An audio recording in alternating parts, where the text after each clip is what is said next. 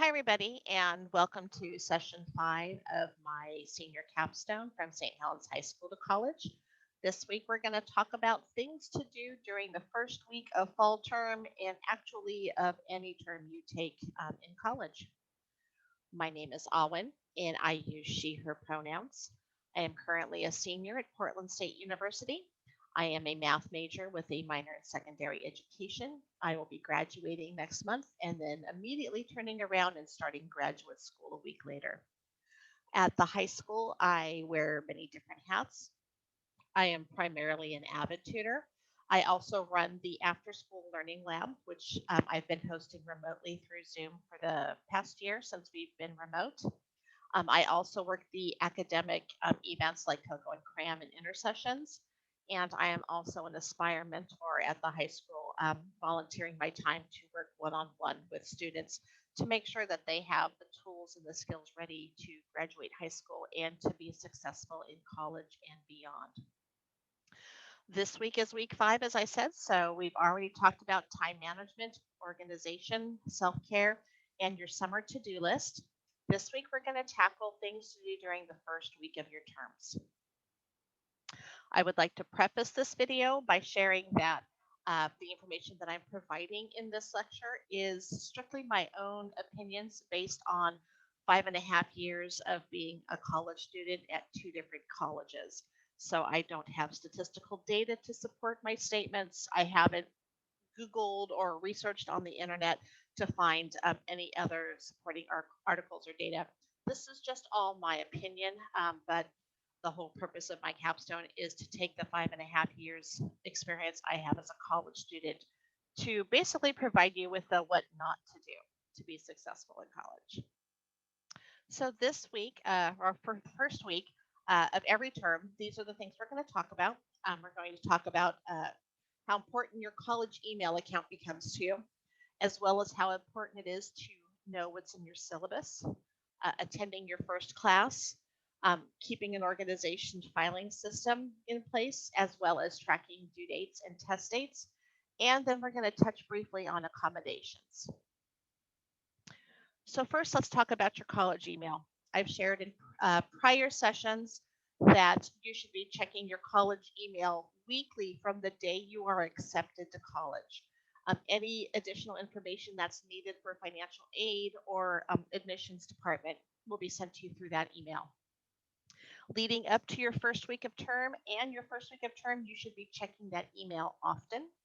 Many times, instructors will send a welcome email, which may give you information about your first class, expectations. Your syllabus may also be provided through those emails. So it's important to stay on top of your college email leading up to that first week of term, as well as through the first week of term. And again, you may get additional information from the college itself, financial aid deadlines and information about refunding excess financial aid. You'll also be getting emails about deadlines to add a class or drop a class. That's typically the end of the first week of term. And you'll also be receiving emails about changing your grading options, either from a letter grade to pass, no pass, or vice versa.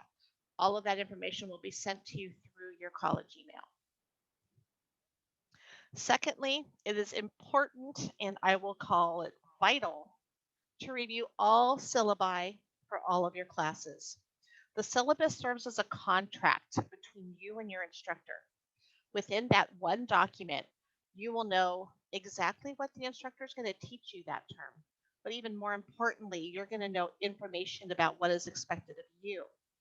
For instance, the days and times and locations of your classes, any required textbooks that this teacher is not providing, teacher's office hours when you can visit outside of class if you have questions, as well as how to reach out to your instructor, and then information about homework, exams, and final exams.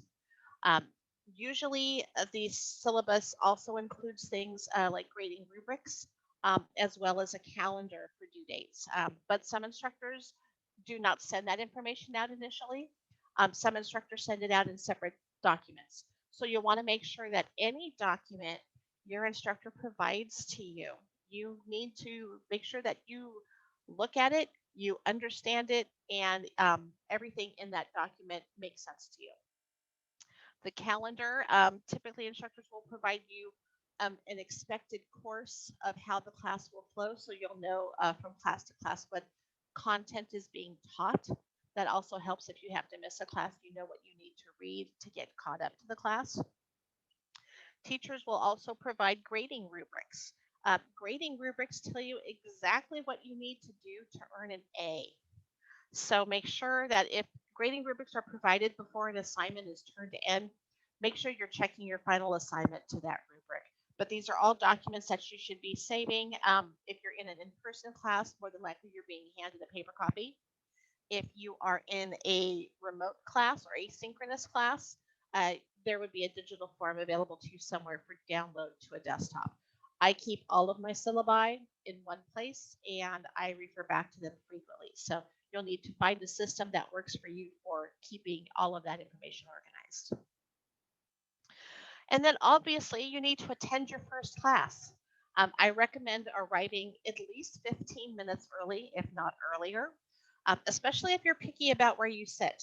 I wear glasses, so I like sitting in the front of the class. If I sit in the back of the class, I have a hard time reading what my instructor is writing on the whiteboard. So there are no seating charts in college. Typically, some classes may have that, but I have yet to be in a class in my 5.5 years where I had a seating chart. However, I have learned that there is an unspoken rule, which is my seat on day one is my seat all term. So if you're picky about where you sit, make sure you get there early enough to claim that seat. You're also going to want to come prepared to learn. Unlike in high school, on your first day of class in college, you're going to learn new stuff. Most professors will teach new material on day one. So you'll want to be prepared and have materials for taking notes. Bring some notebook paper. Bring your textbook if the instructor has indicated that that is a requirement for your class. You'll want to be prepared to do whatever you need to do to absorb the information that's being taught. Most instructors, though not all, will also review the syllabus and the class schedule and any other information specific to their class that they feel their students should know. This goes back to the email conversation. If your professor emails your instructor before that first meeting, I would read that syllabus. And then that way you have an idea of what the expectation is before you even step foot in the classroom the first time. And if you have questions about the syllabus, uh, you'll already have that information so you can pay attention to when the instructor is talking about the syllabus to see if he addresses your questions, um, which just helps you be prepared. Also, if you must be absent, email your professor. Um, in college, if you miss the first class, you may get dropped if you don't reach out to the instructor and let them know, especially if it is a popular class and there is a wait list involved. I will guarantee you that every student on that wait list is there for that first day of class. So if you must miss it for a legitimate reason, like illness or you're traveling or something has come up that is prohibiting you from being in class, email that instructor. If you are stuck waiting in line for concert tickets and you miss that first class and you email that instructor, don't be surprised if you lose your slot to someone who is waitlisted, who is there waiting to take your seat. Last thing, pay attention in class. In every class I have ever had, there's always that one guy who asks multiple questions that are directly answered in the syllabus. Please don't be that guy. Nobody likes that guy. Listen to your professor when he's reviewing the syllabus. And if you have a copy of the syllabus with you, or if you've been provided with a copy, follow along. Highlight information that's going to help you be successful. 99% of the questions you have about that class will be answered in that syllabus. Um, so again, it's a living, breathing contract between you and your instructor. Make sure you know the information, but make sure you're not asking the instructor to repeat information. And a word about cell phones. Leave it in your backpack, period. Professors I have seen will call out on students that they see on their cell phones. Even if you're on the cell phone for a legitimate reason to you, um, professors will call on students to randomly answer questions in class, and they will usually pick on the students who are not paying attention. to try and use you as an example to pay attention because you might get called on. So you don't need that distraction while you're in class. Unlike high school, you are paying good money to be here for this education. Take advantage of that and leave your cell phone in your purse or your backpack. Now, you may be in a situation where you're expecting a call for whatever reason, and it's a call that when it comes in, you have to take it. Be courteous and let your professor know ahead of time. Catch him just before he starts lecture and say, "Hey, I'm expecting this phone call. When it comes, I'm going to need to take it. I'm just letting you know ahead of time." And then be respectful of your instructor and of your fellow students. Sit near an exit. So when that call comes in, you don't have to walk from the middle of the classroom past 20 other students to get out of the door to take that call. Be aware that you are a distraction if you're standing up and taking a call. But if you're sitting at the end or near a door, you're not going to pose as much of as much of I can't talk today as much of a distraction to your class. Um, Also, don't start talking on the phone until you've exited the classroom. If you need to accept the call so that they don't hang up or it doesn't go to voicemail, go ahead, but don't actually start talking until you're out of the classroom because again, that is a level of disrespect if you are engaging in a conversation while others try to learn. Now, a warning about on-campus parking. I think the record for me is I spent an hour looking for a parking space in a parking garage that I paid to park in. So the later your classes, the harder it may be to find parking. Both students who are taking classes are on campus all day. So those students who are parking in the morning for their ADN class probably also have a noon class and a 4 o'clock class. So they're not going anywhere. So make sure you give yourself plenty of time to park and get to class. If class starts at 11 o'clock and you're parking your car and turning off the ignition at 11 o'clock, you're late to class. If you're going to be driving to campus for classes, especially given where we are, we're a little bit more remote from every other place you could be going to college. Um, do a test run or two or three.